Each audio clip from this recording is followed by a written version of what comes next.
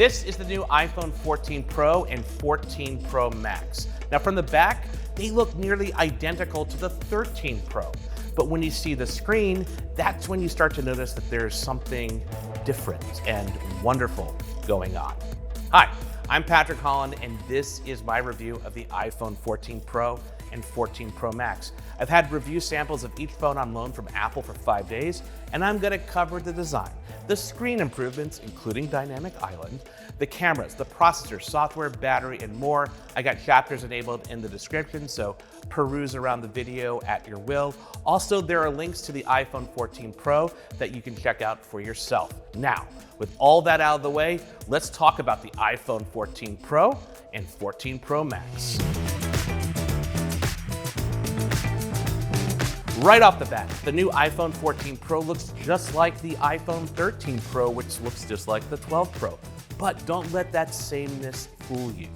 Nearly every aspect of the new iPhone has been upgraded in large and small ways, and yet the price is the same as it's been since the iPhone 11 Pro. The new 14 Pro starts at $999 and the 14 Pro Max at $1099. And in my time with them, you're getting a phone that's worth every penny. The new Pros come in space black, gold, silver, and deep purple, which depending on the light and how you're holding the phone either looks drab, almost like a gray color, or like Prince's 1989 Batman purple. Welcome to Dynamic Island. From the outside, there are 3 ways the iPhone 14 Pro is different than previous iPhone models. It lacks a SIM card tray cutout, the camera bump is a skosh chunkier, and the notch has morphed into a pill-shaped display cutout that houses an upgraded and smaller true-depth camera system. The cutout on its own will make some people happy, though there are apps like YouTube that need to be updated to compensate for the cutout's lower screen position. But it's what Apple did around the cutout that's one of my favorite features. The screen area surrounding the TrueDepth camera is used to show system alerts, like when you receive a call or your AirPods are connected. It can also show the progress of background activities like music playback or screen recording controls. Apple calls this functionality Dynamic Island. Look, I know, not the best name, but it's truly one of the best features on the 14 Pro. And the more time I spent with these phones, the more delightful I found Dynamic Island to be. It works in numerous ways and situations, and it's easy, intuitive, and a quick way to see what's going on without pulling your attention away from whatever else you're doing on your phone. You can interact with it. For example, if I'm on a FaceTime call or playing music, I can tap and hold to bring up controls. If I just tap on it, it brings me back into the app. And you can tap anywhere on the Dynamic Island, directly on the cameras or off to the sides. And in my days using it, I didn't notice any problems with smudges or fingerprints accumulating over the front-facing camera or affecting Face ID. Now, if you have more than one background activity in progress, like maybe you're listening to music and have a timer on, the Dynamic Island splits into 2 parts like a sideways lowercase letter I. The 14 Pro and Dynamic Island are an example of Apple doing what they do best. And that's packaging a powerful tool into a delightful to use interface. Also, the animations are excellent. It will take a little time for third-party apps to adapt to Dynamic Island, but some like Spotify, Instagram, and WhatsApp already support it. As amazing as Dynamic Island is, it's a shame it's only available on the 14 Pro and 14 Pro Max, but it's one of many features that separates the Pro models from the regular iPhone 14. By the way, I did an entirely separate review video for the iPhone 14, which you should definitely check out. But there are more upgrades to the screen, which is now brighter outdoors under sunlight. The 14 Pro runs iOS 16, which gives you a ton of ways to customize your lock screen. You can even have multiple lock screens set up and quickly switch between them. There's also a new always on display, which shows essential information on your lock screen when your phone is asleep. The always on display is like a dimmer version of your lock screen wallpaper, but it shows the time, date, your widgets, and notifications. But depending on how you have your lock screen set up, it can look vastly different. In fact, It's been so entertaining trying out different lock screen combinations to see how they appear as an always-on display. Also, seeing my iPhone 14 Pro have its screen on when it's just sitting on a table took a little getting used to. I kept thinking, ooh, I forgot to lock my phone. And then to wake it up, you just tap on the screen or you unlock your phone. When the iPhone 14 Pro is face down, in a pocket, in a bag, near another Apple device that you're using, the always-on display doesn't turn on. Also, there is an option in settings to turn it off completely. When the always-on display was active, I had a timer going and it only showed the minutes, which struck me as kind of odd. I do wish there was an option to make the always-on display look more discreet. And for example, just have the date and time and no wallpaper. Even though it's using minimal power visually, there's a lot going on which can be distracting if you have it faced up next to you on a table. Taken in total, the dynamic island, the new lock screen layout, and the always-on display make the iPhone 14 Pro the most approachable iPhone when it comes to managing alerts and notifications. And I imagine the experience will only get better once live activities for the lock screen are available in full. And just a quick reminder, live activities displays real-time updates from apps on your phone's lock screen so you can track the progress of a rideshare you're on, or if you're watching a sporting event, get the most up-to-date score.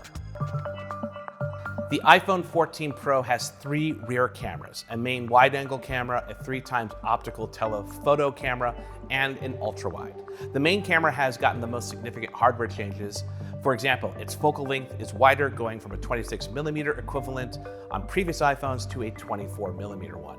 It's not a drastic difference, but it definitely allows you to get a little more into your frame. The main camera gets a larger 48 megapixel sensor. Now, while more megapixels doesn't necessarily mean you're going to get better photos, it's how Apple uses those extra pixels. When you take a photo, groups of 4 pixels are combined into one big pixel.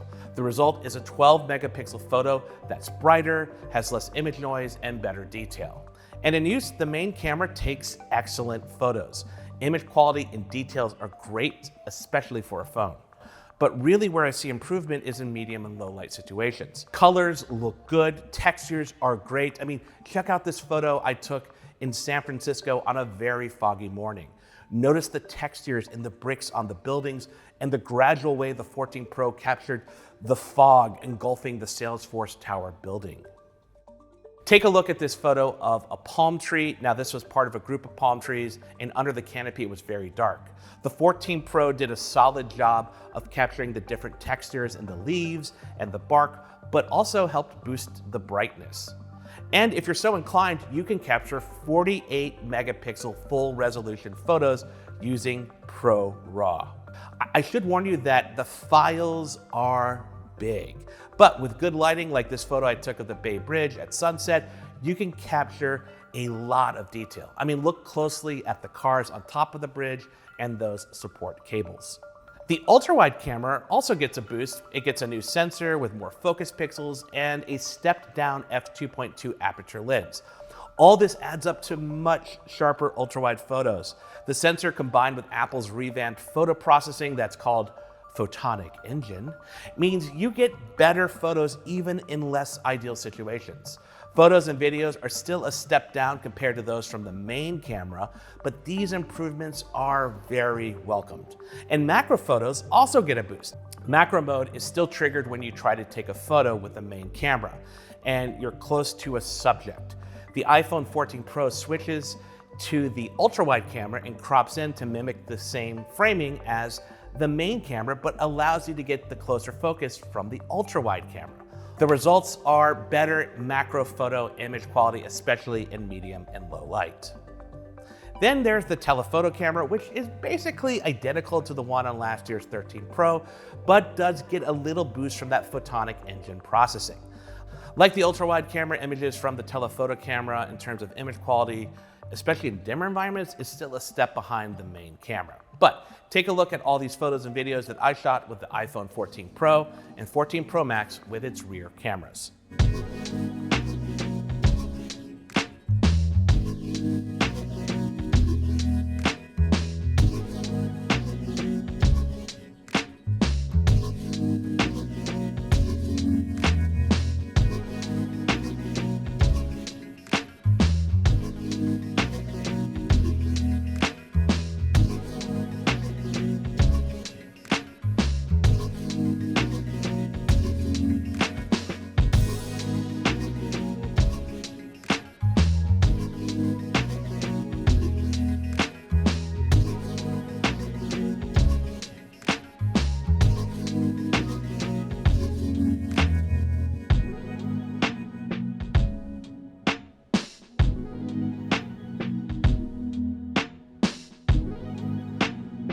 In terms of videos, there are several improvements.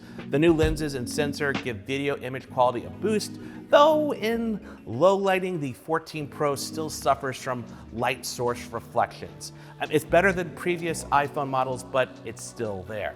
Cinematic mode can now record 4K video at 24 frames per second. There's also this new super video image stabilization tool called Action Mode. When you go to shoot a video, you can toggle it on, and the phone crops in a bit to help keep the image centered and the horizon level. If you're shooting in 4K, Action Mode drops the resolution to 2.8K, but the results are impressive. Also, you can shoot in ProRes if you really wanted to. Also, in trying to do some comparison tests with Action Mode, it's just worth acknowledging how good the image stabilization is for regular video mode. But take a look at this Action Mode video of me riding a bike over speed bumps. I mean, what speed bumps, am I right? While other phones have similar stabilization modes, it's wonderful to see this come to the iPhone. And it works across all 3 rear cameras. And then there's the True Depth camera that gets an upgrade. The lens is brighter with an f1.9 aperture, and for the first time ever, there is autofocus on the iPhone selfie camera, which works great for group selfies. Driving all of these performance upgrades is the new A16 Bionic chip. The 14 Pro and 14 Pro Max are not only faster than any iPhone we've ever tested, but these are the fastest phones we've ever used. In everyday use, everything feels peppy on the 14 Pro. Gaming is an absolute delight, and the subtle things like animations into and out of Dynamic Island are super smooth. In terms of the battery, the regular 14 Pro had no problem making it through a day. I typically got 6 hours of screen on time. And with the 14 Pro Max, I was able to consistently get a day and a half on a single charge. And charging is okay. I charged the 14 Pro Max for 30 minutes, and the battery went from 14% up to 59%. And that's using the included Lightning to USB-C cable, but a 20-watt wall charger that I had to buy separately since it doesn't come with one. Now, if you have last year's iPhone 13 Pro, I don't think you should upgrade. While the improvements and new hardware and features are a lot of sizzle, you aren't getting a drastically different experience. Upgrade your 13 Pro to iOS 16 and enjoy. But if you have a 12 Pro and have in it to upgrade, the 14 Pro is a pretty sizable step up in terms of performance, battery life, camera quality, and features like Dynamic Island. And if you're rocking an iPhone 11 Pro or older, the iPhone 14 Pro is a giant upgrade all around. The iPhone 14 Pro is my favorite iPhone, and most of that is because of the revamped lock screen, always on display, and that new Dynamic Island. I still have more testing to do with these phones, so make sure you're subscribed to all things CNET for more stories and videos about the 14 Pro and 14 Pro Max.